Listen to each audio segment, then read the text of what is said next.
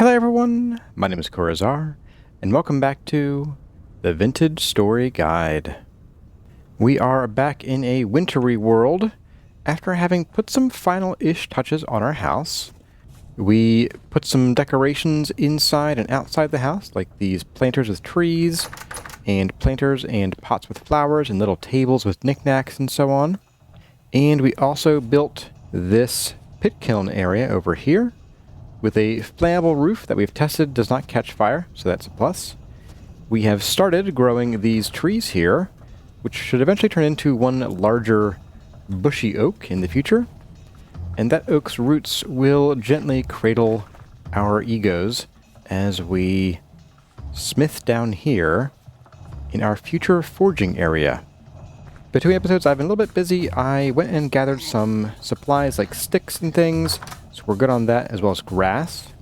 And pro tip, don't be like me and accidentally stab all of your male hares to death. These are all female hares, so I had to go out in the early morning today, and I captured a single male hare. He's here with some candles to keep him lit, and I'm just going to leave him here forever. He'll be my breeder male hare, I guess. And you can do that because animals can breed as long as they're within 10 blocks of their mates. So, yep, they produce spores or pollen or something, I guess, and that's how they mate. Today's fair is going to be something a bit different than usual, in that it's going to be less about how to do a specific thing and more about you and me going together on an adventure to see what lies beneath the soil. I want to take all of you with me on a little Stone Age spelunking into some of the shallower caves to show you the kinds of places that you can go with reasonable chance of survival in the Stone Age.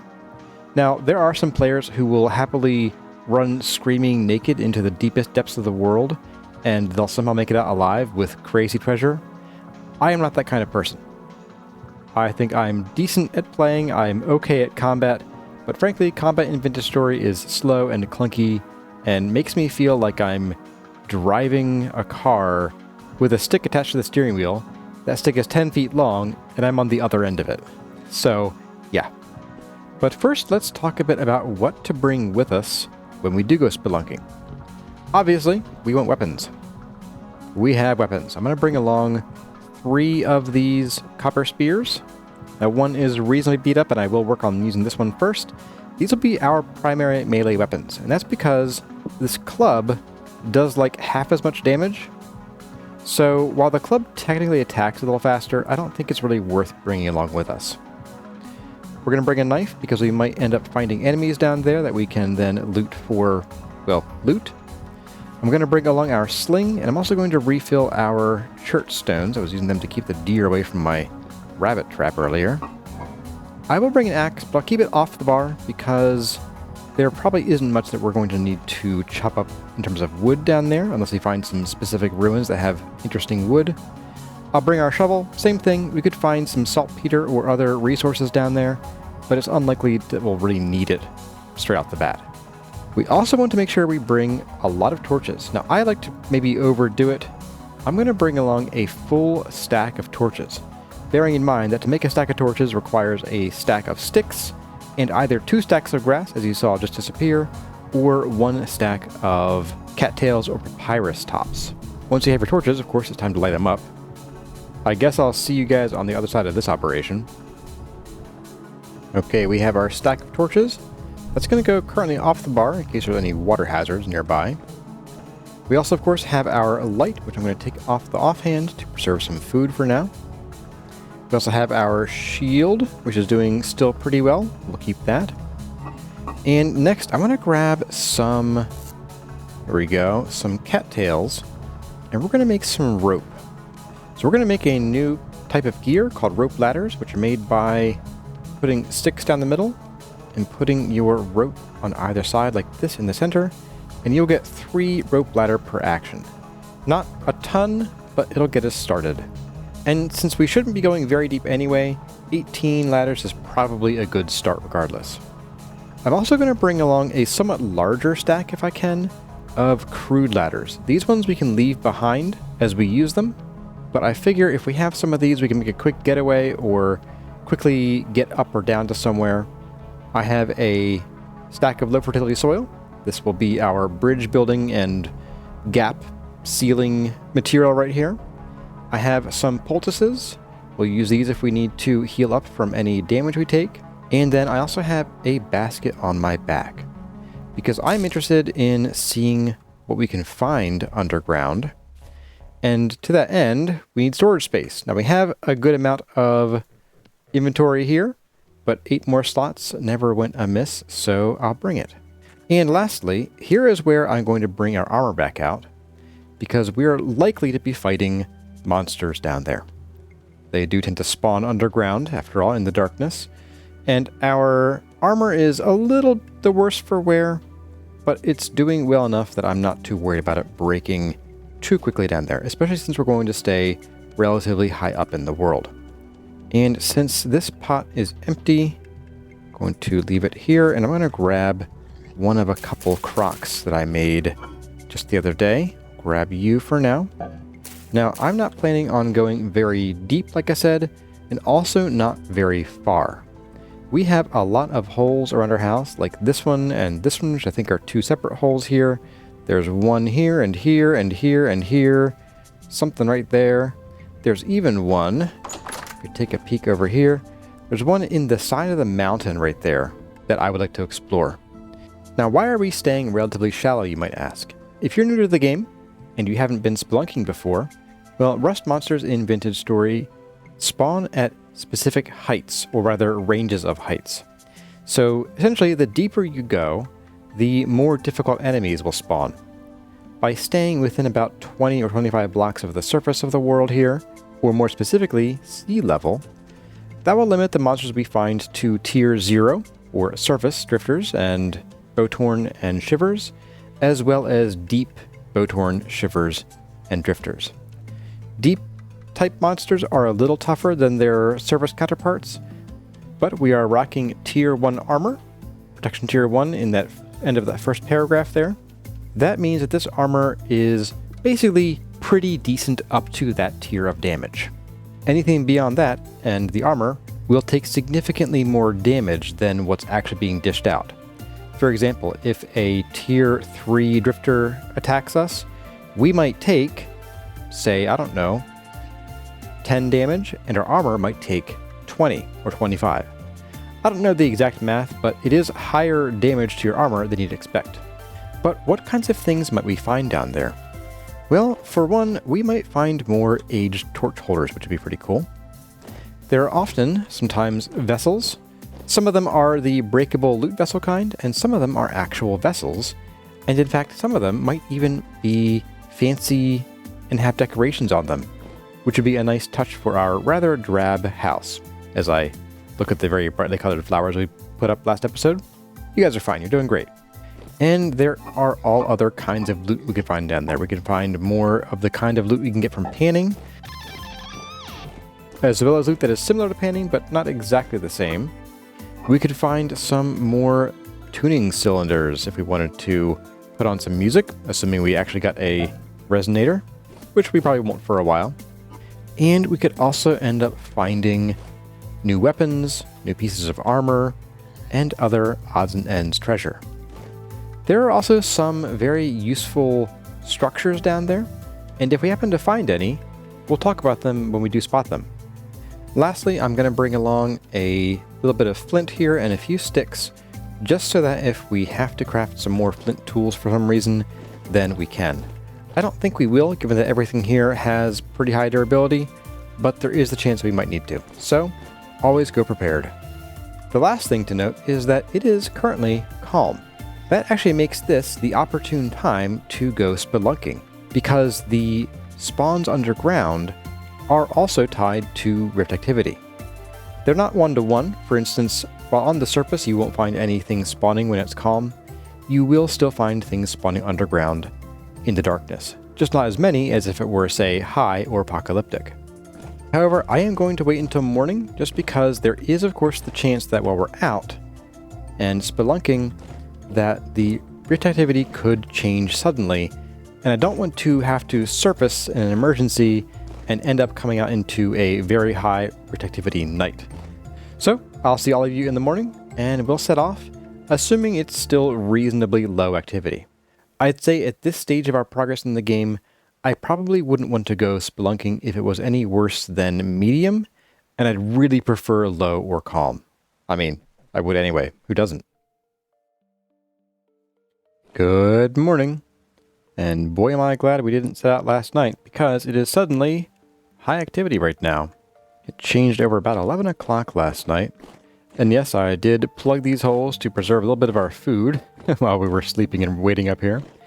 So I'm going to wait a little while. I'll maybe wait till, I don't know, 10 o'clock or noon or so.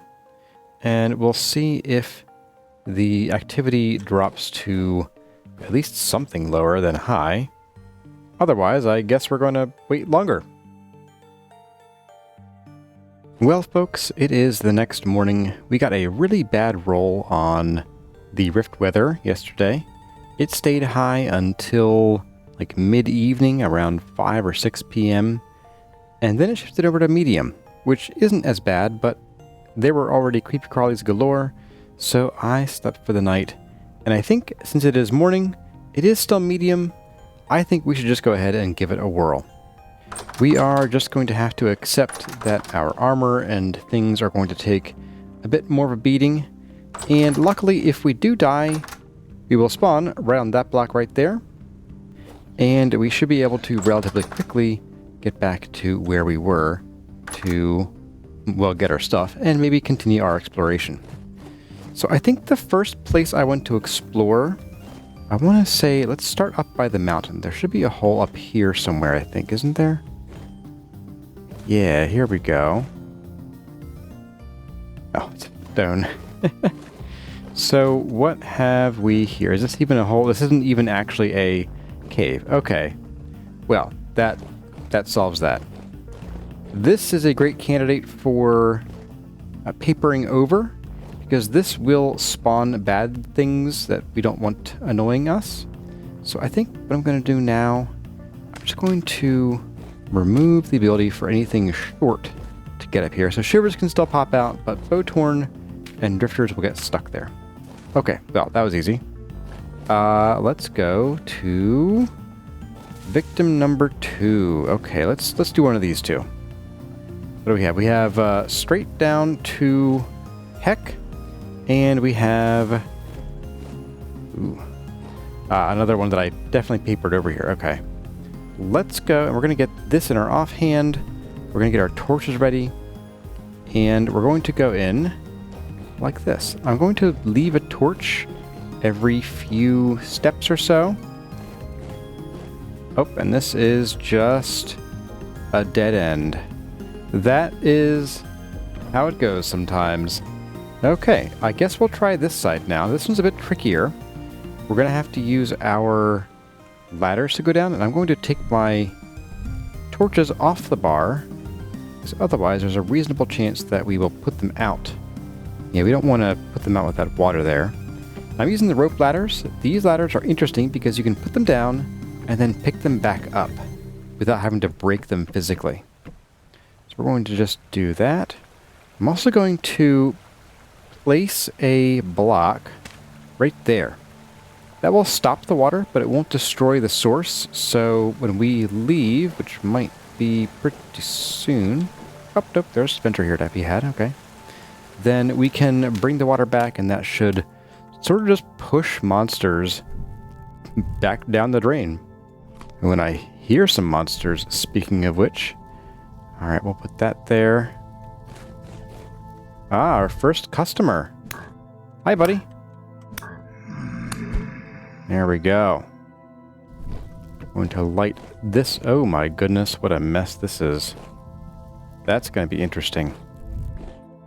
Well, let's let's try this. This is certainly a complex beast.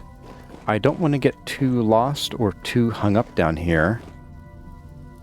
Going to place... Oh, here we go. We have a little baby ruin with some spidey webs. Okay, I'll take those for now. And a chest or a trunk. Oh, we've got fire clay. Oh, we need some of this. And a Jonas subassembly. These are interesting parts. These are for things we can build much, much later in the game. Assuming we ever actually get the resources. We got a seed vessel too. I'll take it. What do we got? Oh, more cabbage seeds. Oh, that's excellent. And we got our first crate. I'm going to take this crate. Oop, I'm also going to light this up. It also has a tin ingot in it, which is really cool. This will help us once we are ready to move beyond the Copper Age. Then we have this busted up door here and a bunch of debris. Looks like this is just a bedroom. There's a little bit of aged oak log here that I'm not too keen on grabbing. And these aged short beds cannot actually be used, so I'm going to go ahead and leave them. I'm going to bring this with me. Then I'm going to fight this guy, apparently. Stuck behind my shield here. As I was saying, we're going to get back up here, and I'm going to pop a torch down. I'm going to mark this off. I'm going to put that there. That way I will hopefully remember that we came this way. There is us, another customer here. Hey, buddy.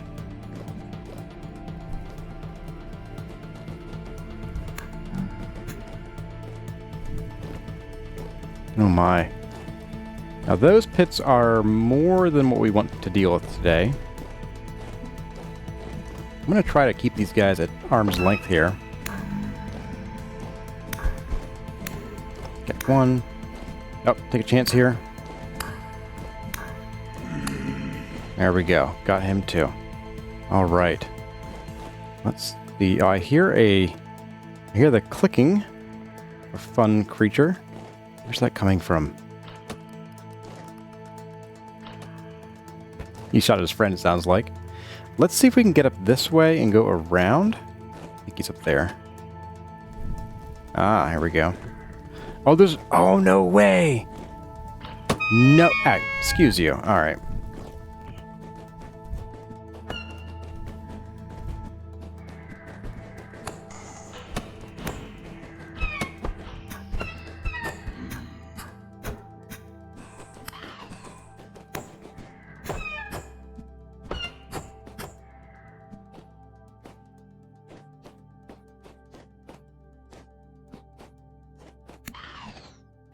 Now, I'm going to not harvest these guys because doing so will cause them to respawn.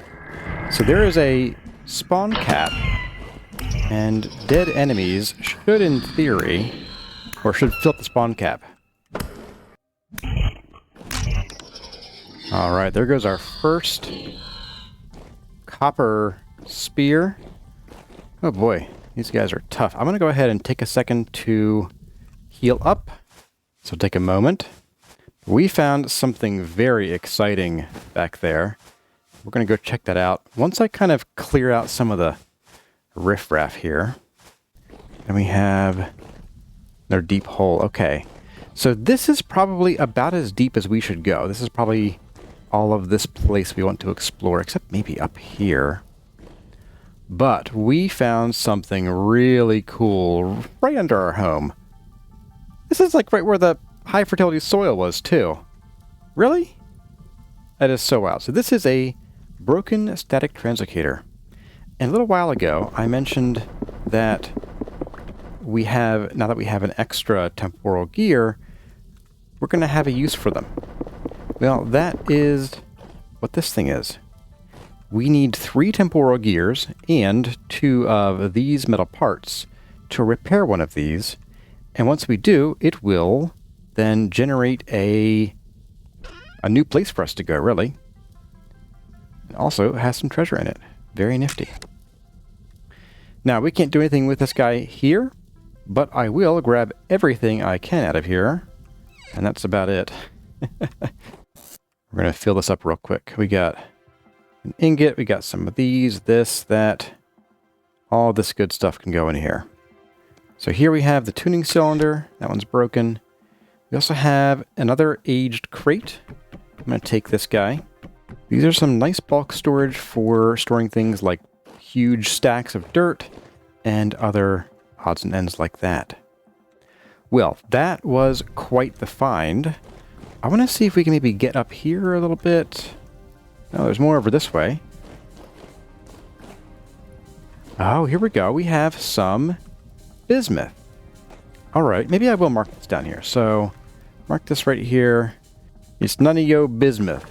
I'll do, let's see, Y95. Save. Now, let's see. There was something, I believe it was above the translocator over here. Yeah, let's make our way back over there. Here we go. So here's the use case for the ladders again. Can pop them down. Can meander up here. Oh, I'm on the wrong side. Meander back down. We can go see what lies up this way, if anything. Dead end. Oh, but there is a rusty gear. Sure, why not? Boy, this is a very Swiss cheese kind of cave here. Oh, and there's a friend.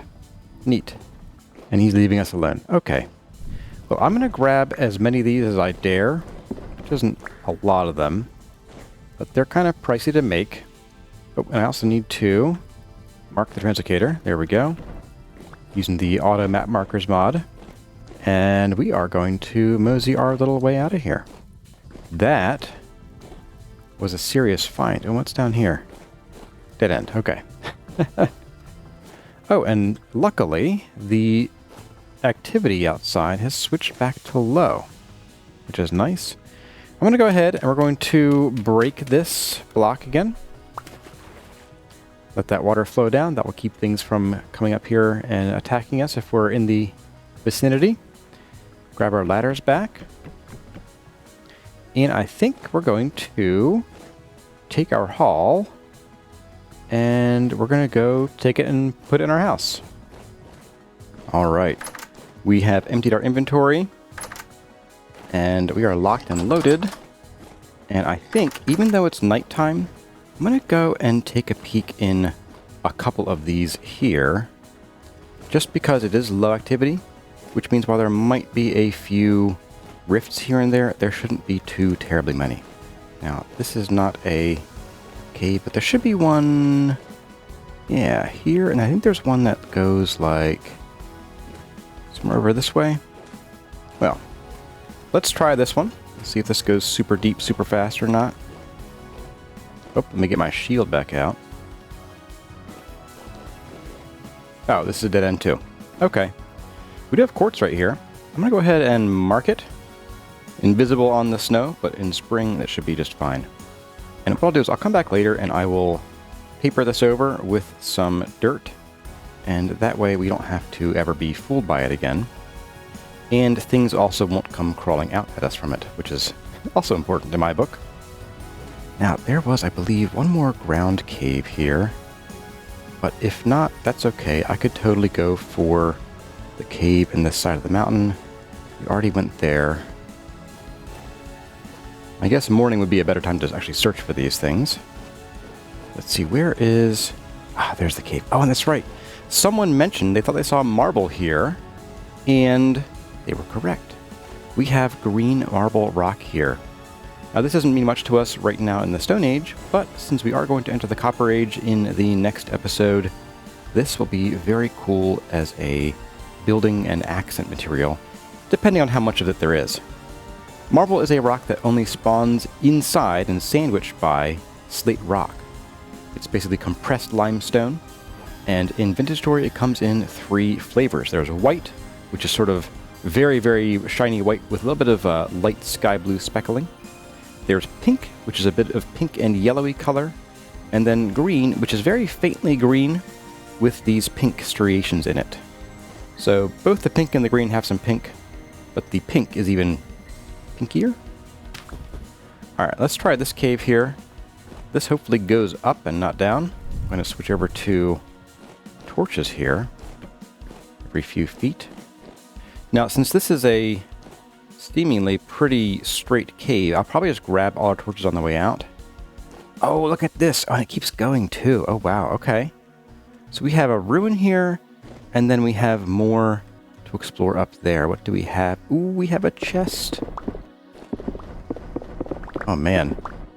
Oh, we got A ruined reed chest is empty. Okay. Oh, and we got a bed. Oh, this is brilliant. Oh, free bowl and a jug too. Well, don't mind if I... Oop, let me switch over to this. Don't mind if I do. Oh... Oh, treasure. Oh, happy day. This place is stocked. This place is absolutely stocked with cool stuff. All right. So, empty chest. That's fine. Dead. An empty aged owl treasure chest. Now, these I know we can take with us. And this is just a decorative chest that I think would go very nicely at the foot of our bed. A farming vessel.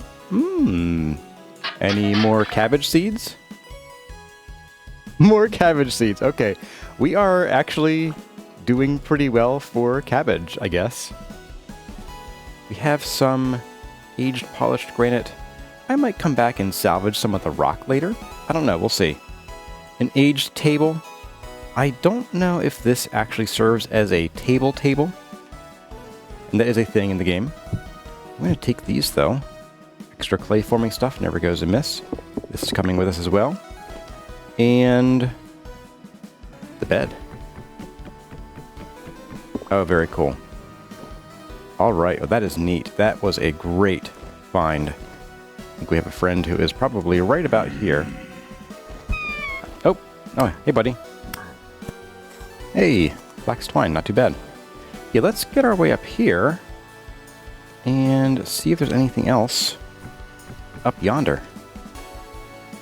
As I mentioned before, since we're going up, not down, this should mean that we shouldn't really find much in the way of dangerous drifters. I mean, there are drifters and they're all dangerous, but there aren't going to be any high-level ones up here. That goes straight to the surface. Interesting. Oh, that's cool. We have something else down here. This goes... You know, I'm going to keep putting torches down. I forgot. Torches. Let's see, what do we have here? We have a speleothem. These are stalactites and stalagmites you find growing underground. I don't think that granite naturally has such structures in real life. I'm pretty sure it's mostly the sedimentary and water-soluble stones, like, you know, limestone. So we're... Oh, cool. There's bismuth here, too. Oh, nice. All right. And it's rich. All right, so bismuth in cave Y134. And I'm putting the height, which is the center coordinate here, because that can help me find it when I go back to search for it later. That is a dead end. Okay, that's fine. We have here a split. Okay, let's go up this way.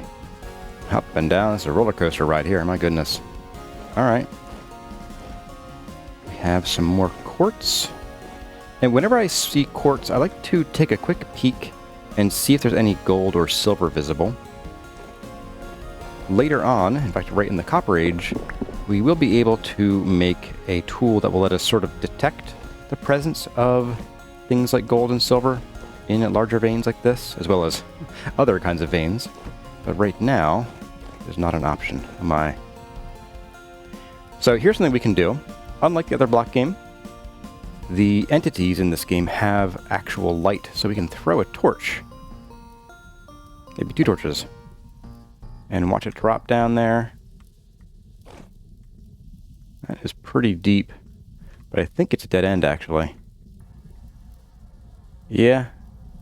Alright, dead end. Cool. Oh, I see somebody poking his little head out up there. Yes, I do. I saw that, buddy. Yeah, look at him. I wonder if I can get him with some stones. I can. Got him. Alright, that was worth it. Nothing. Okay. So, for up here, for in this cave, I am... Oop. Leave myself in darkness. I am going to harvest these guys here and there as I can. In the previous one, I left them because I had a lot of space to cover. I didn't want to have them spawning. And dead monsters do keep the spawn cap full. Unlike animals, as I learned recently. And we have a dead end up here, too. Okay. But I'm going to pick up my torches on the way back, and we're going to head back home once again. And we're going to empty our inventory once again. And then we'll make our way probably in the morning this time, so I can see the caves a bit better from the surface. And we'll head out for, I think, one last little foray into the spookily unknown. Okay. We're home, we're emptied, and I say, once more into the breach, my dear friends. I want to see if we can find that other cave I was thinking about, or if it's just a fantasy of mine. I could have sworn there was one more that led off to the... Was this the southeast-ish? Ooh, there's a rift right there. Maybe I'm thinking about this, and this isn't actually a cave, it's just a little tiny stub of a tree, isn't it? Now, there are a few more other holes that we know about here. Let's see, there's this guy. Oh, here we go. Is this what I was thinking of? No, this wasn't it, but we will head down and see what there is to see. What have we here? We have a longer bit of cave here that is well lit. And this is just another exit. Okay, nothing crazy there. And anything crazy here? No. Let's go see what is down this way. It is still low. Now, it's been low for a number of hours, so there's a reasonable chance it might change again. Let's throw a torch. Yeah, we can risk it for the biscuit. Why not? Leave one here. There's some olivine here, too. There seems to be olivine kind of everywhere around here. Oh, and a dead end. Okay. Well, I'm going to go ahead and we'll mark this one as like an olivine dead end. And I won't patch this one up because that way we can come and get it if we need it. And then I think this is a... Yeah, this one just goes down. I don't like this too much, but let's go a little ways down, maybe to the edge of the granite there. And we'll chuck a torch. That's not a torch, that's a ladder. That's a very expensive ladder to lose. Oh my, it does go deep, doesn't it? Well, that ladder I think is a lost cause. Hey, buddy.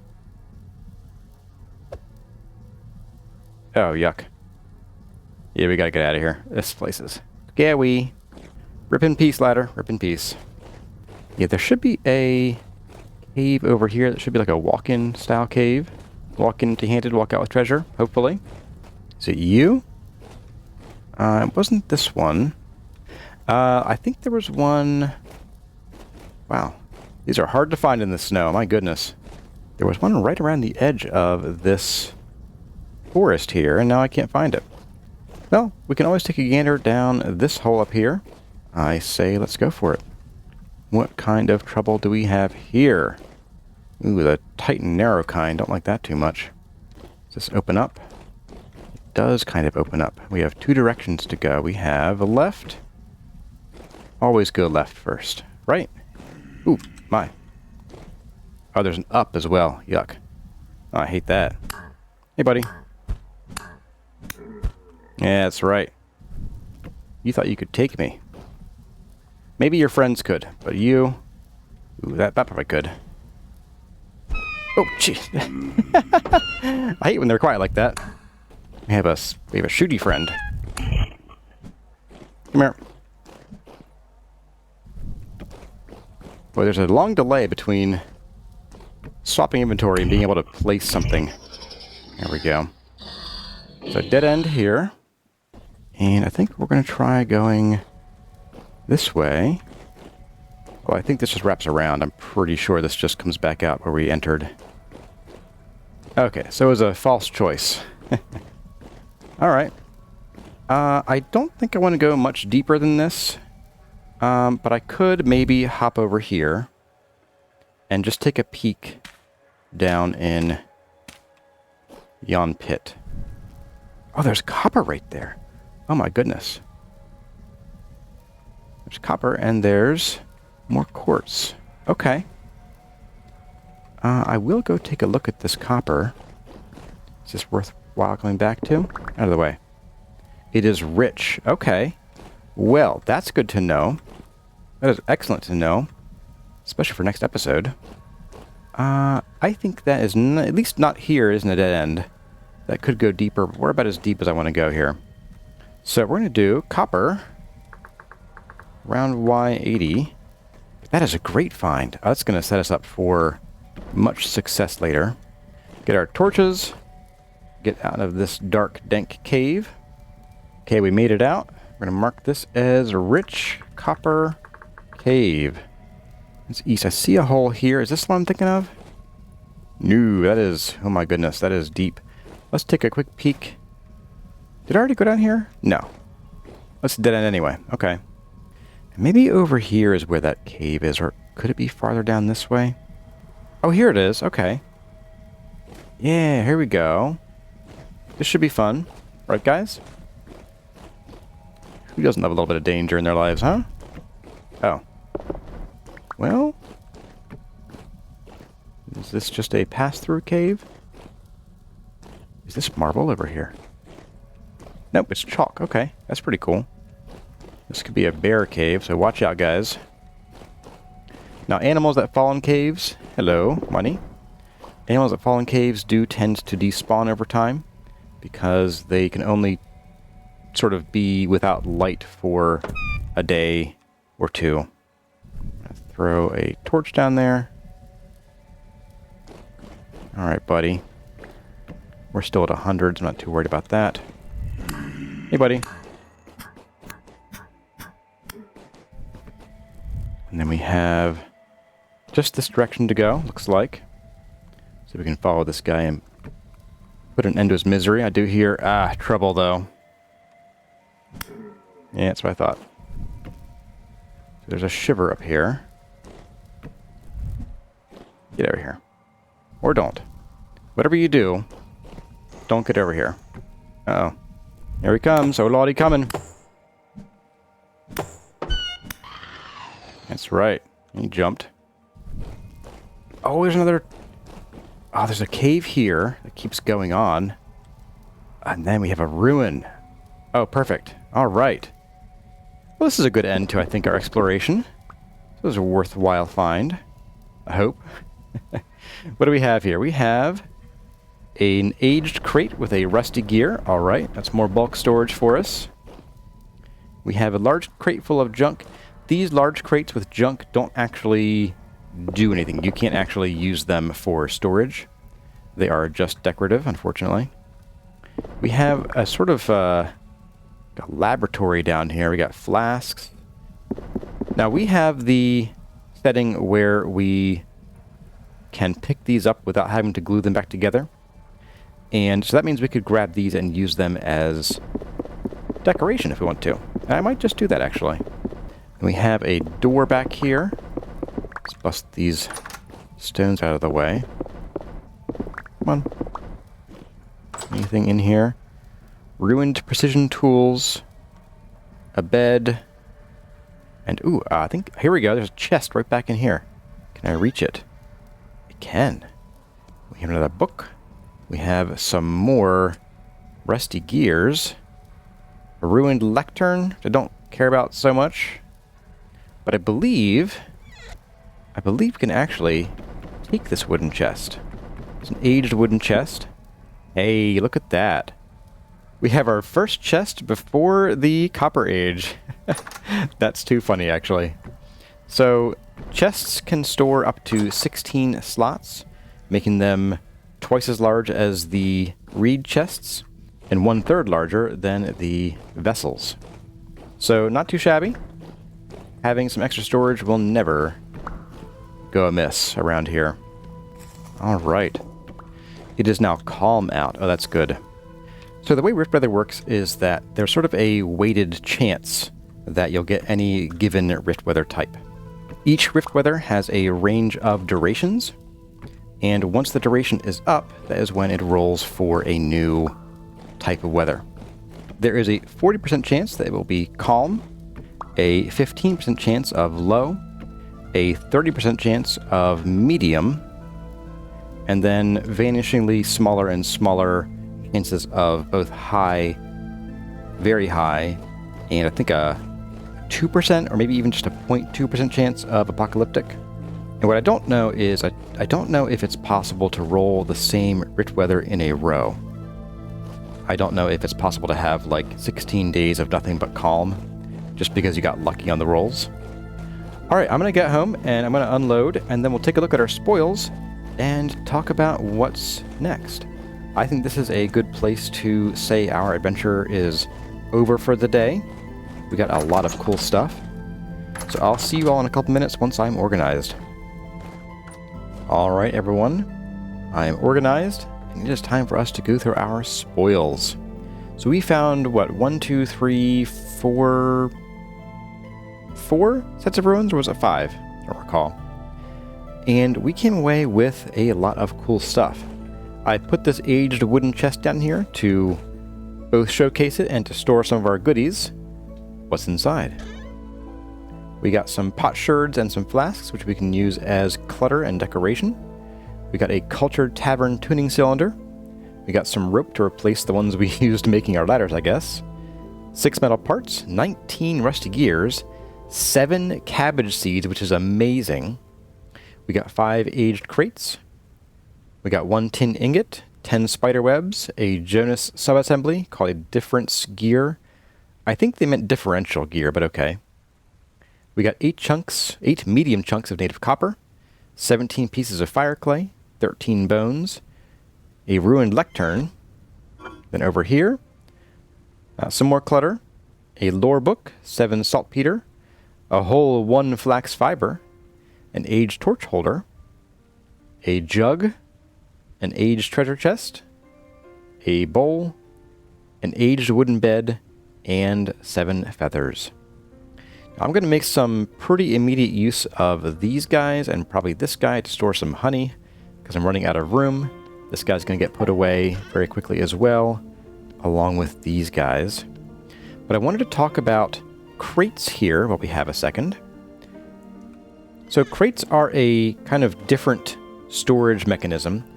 You can place them down, but when you right-click them, I'll do here in a second if I can put these in my inventory, nothing happens. That's because the way they work is you have to have an item in your hand, and you can crouch-click the items into the crate, or just non-crouch right-click them back out. You can also put a whole stack in at once, and take a whole stack out by crouching and sprinting to add, and then just sprinting and right-clicking to pull them back out. Now there is a way to tell what's in here. One, if you put things in at the top here, it'll say, I can't actually move the mouse here, but at the top it'll say contents 36 crude ladder. There is also a way to label these once we get access to paper and some kind of drawing medium or drawing pigment. Now this tin ingot is really nice in my opinion, because once we get into the Copper Age and we're ready to move on to the Bronze Age, this will break down into enough tin to make, I want to say, at least 10 ingots of tin bronze. That's a pretty cool start right there. Not to mention we also found some tin ore over in that gravel desert a couple episodes ago. So that's pretty awesome too. Now I'm also carrying here, as you'll see, a temporal gear, and this is the one that I got from the last temporal storm, which I've been storing in here. And the reason I'm holding this is to symbolize the translocator that we found in our little delve here. And if we can get 2 more of these, then we can take these 3 temporal gears, or this one and the imaginary 2 I have, along with, I believe, 2 of these metal parts, and we can fix up that translocator and see where it might take us. Oh hey you, it's me from the future. I forgot I wanted to mention the aged bed we got. So we have here, in our bedroom already, we have 2 hay beds. You'll see they say let you sleep for up to 7 hours. The aged bed, however, lets you sleep for up to 9.5 hours. Now, normally sleeping is kind of a waste of time most of the time in the early game, but especially in winter and as you get later into the game, it's a great way to be able to pass more time without having to deal with starvation, the cold, monsters, and more specifically, the dark. So I've replaced our hay bed here with the wooden bed, and if it's like around now, like 11 o'clock at night, it's going to be worth it to sleep in this bed and pass the time until, about 8:30, where it'll actually be decently light out, as opposed to sleeping in a hay bed where we'd wake up at, 5:30 or so, or 6:30, and it would still be dark for 2 or 3 more hours. That was it. I will let you get back to your regularly scheduled programming now. Anyway, folks, that's going to do it for this episode of the Vintage Story Guide. I hope you enjoyed this little foray in Stone Age spelunking, and I hope you learned a bit about how to prepare for and how to sort of cautiously advance your way through the tunnels and the caves in the early game. Also, did we get unnecessarily lucky, or did the developers really increase the amount of ruins? Because I seem to have a recollection of going caving for hours and hours and hours sometimes and finding just nothing. Aside from the few short dead ends, I kept recording the whole time, and what you see is everything we did today.